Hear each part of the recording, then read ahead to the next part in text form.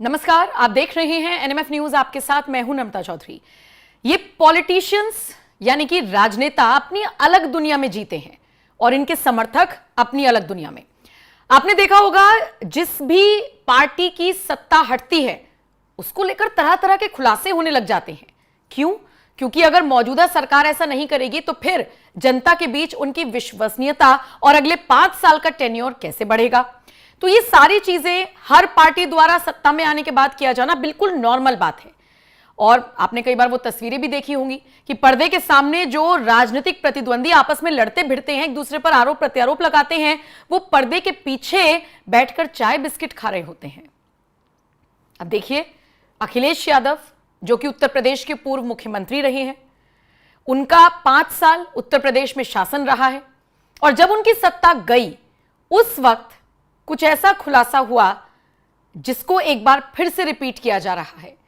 और क्यों किया जा रहा है? क्योंकि योगी आदित्यनाथ यानी कि कह लीजिए बीजेपी के कुछ ऐसे समर्थक हैं जिनको यह बात बर्दाश्त नहीं होती कि अखिलेश यादव योगी पर तंज क्यों कसते हैं या फिर कोई भी कटाक्ष क्यों करते हैं। और इसीलिए मिस्टर सुधांशु नाम के एक यूजर ने एक लंबा चौड़ा पोस्ट किया जिसमें उस बात का हवाला दिया कि कैसे सीएजी रिपोर्ट में दावा हुआ था कि अखिलेश सरकार में 97,000 करोड़ का घोटाला हुआ। अब यूं तो यह खबर 7 से 8 साल पुरानी है, लेकिन एक बार फिर इस यूजर ने लंबा चौड़ा पोस्ट करने के बाद अखिलेश यादव पर तंज कसते कसते वो सारी चीजें लिख डाली जिनका इंपैक्ट 2027 के चुनावों में पड़ सकता है। 7-8 साल बाद एनएमएफ न्यूज इस खबर को सिर्फ और सिर्फ इसलिए दिखा रहा है क्योंकि एक बार फिर से सोशल मीडिया पर अखिलेश यादव इस बयान के बाद, इस स्टेटमेंट के बाद ट्रेंडिंग में आ गए। मिस्टर सुधांशु नाम के ये जो यूजर हैं, ये लिखते हैं, सीएजी रिपोर्ट में दावा अखिलेश सरकार में हुआ 97,000 करोड़ का घोटाला। ये हेडलाइन कभी पढ़ी या देखी है आप सबने? अगर आपने थोड़ा भी गौर किया हो तो आपको मालूम होगा कि अखिलेश यादव रोज फेक न्यूज का सहारा लेकर कुछ ना कुछ योगी सरकार के खिलाफ पोस्ट करते हैं और कुछ देर में फिर डिलीट कर देते हैं और फिर पोस्ट करते हैं। नहीं गौर किया तो अब कीजिएगा। आपको बताते हैं 97 करोड़ के घोटाले के बारे में जो अखिलेश के सरकार में हुआ था। और उसके बाद इस यूजर ने एक एक करके ट्वीट्स की झड़ी लगा दी और इस ट्वीट्स में यह बताने की कोशिश की है कि अखिलेश सरकार में जो कथित घोटाला हुआ, 17-18 में जब कैग ऑडिट करने के लिए पहुंची तो उसमें क्या कुछ खुलासा हुआ। और ये खुलासे हो रहे हैं योगी आदित्यनाथ या बीजेपी के समर्थकों की तरफ से। देखिए, जैसा कि मैंने कहा, राजनेता अपनी एक अलग लड़ाई लड़ते हैं, समर्थक अपनी अलग लड़ाई लड़ते हैं।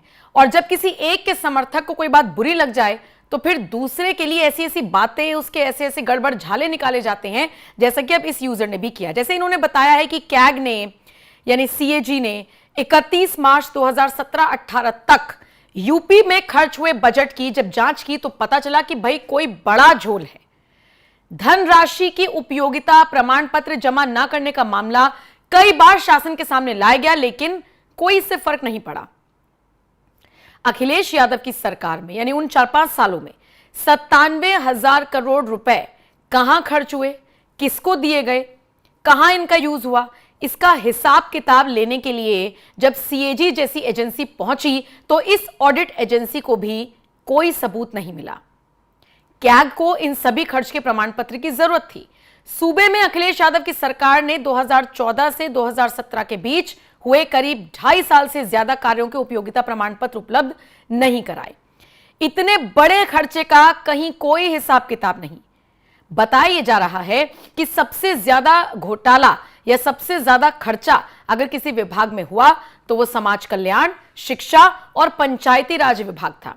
आप सोच के देखिए, सिर्फ इन 3 विभागों में 26,000 करोड़ रुपए खर्च हुए। निश्चित तौर पर विभागीय अफसरों से हिसाब किताब पूछा गया तो वो कोई रिपोर्ट पेश नहीं कर पाए। अब देश की सबसे बड़ी ऑडिट एजेंसी कैग अगर इस चीज का हिसाब नहीं लगा पा रही कि किसी सरकार के राज में 97,000 करोड़ कहां चले गए, तो निश्चित तौर पर यह गड़बड़ झाले की पोल खोलने वाली बात है।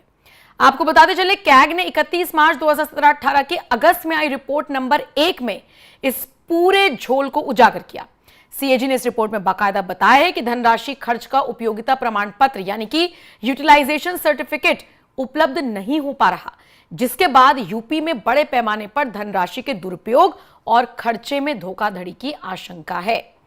सीएजी ने अगस्त में अपनी जो रिपोर्ट तैयार की थी उसमें यूपी में धनराशि के उपयोगिता प्रमाण पत्र जमा न करने का मामला कई बार शासन के सामने लाया गया, इस तरह की भी बात कही गई है। दूसरी तरफ आपको बताते चले, समाजवादी पार्टी ने इस मुद्दे को राजनीति से प्रेरित बताया था। समाजवादी पार्टी के कई नेताओं ने कैग की रिपोर्ट को सही साबित नहीं होने वाली बात कही थी, कहा था यह सिर्फ एक अनुमान है। ऐसी एक रिपोर्ट महाराष्ट्र और गुजरात में भी आ चुकी है, लेकिन राज्य सरकार ने तब भी किसी भ्रष्टाचार की बात नहीं मानी थी। कुल मिलाकर देखा जाए तो कहीं ना कहीं इस कैग रिपोर्ट पर ही समाजवादी पार्टी के नेताओं की तरफ से हमला किया गया था, या कह लीजिए कि सवाल उठाए गए थे। दूसरी तरफ जैसे कि मैंने आपको बताया कि ये जो समर्थक है या कह लीजिए जो यूजर हैं, इन्हें सिर्फ इस बात से आपत्ति है कि अखिलेश यादव की तरफ से योगी पर सवाल क्यों उठाए जा रहे हैं, इसलिए उन्होंने अखिलेश यादव का पुराना चिट्ठा खोल दिया और वही खबर मैं आपको बता रही थी। कुल मिलाकर देखा जाए तो अखिलेश यादव की सरकार में घोटाले को लेकर जिस तरीके से ये बात कही गई है, या जो अब फिर से इसे ट्रेंडिंग में लाया जा रहा है, ये अपने आप में कई तरह के सवाल खड़े करता है। लेकिन इन सब के बीच आपको यह भी याद रखना होगा कि अखिलेश यादव ऐसे कई मुद्दों को उठाते हैं जिसमें वो घेरते हैं सरकार को, जिसमें वो घेरते हैं केंद्र सरकार को, और शायद इसीलिए अब सोशल मीडिया पर उनके सारे पोस्ट के साथ साथ ये भी वायरल हो रहा है, जिसमें उनसे सवाल पूछा जा रहा है कि अब आपको इस पर भी जवाब देना चाहिए। वैसे आपको बताते चले, अखिलेश यादव लगातार ट्वीट्स कर रही हैं जिनमें वो ये बताने की कोशिश कर रही हैं कि कैसे भाजपा की सफाई भी जुमलेबाजी है, और यही जुमलेबाजी भाजपा को साफ करेगी। जनता के मन में एक अविश्वास पैदा हुआ है।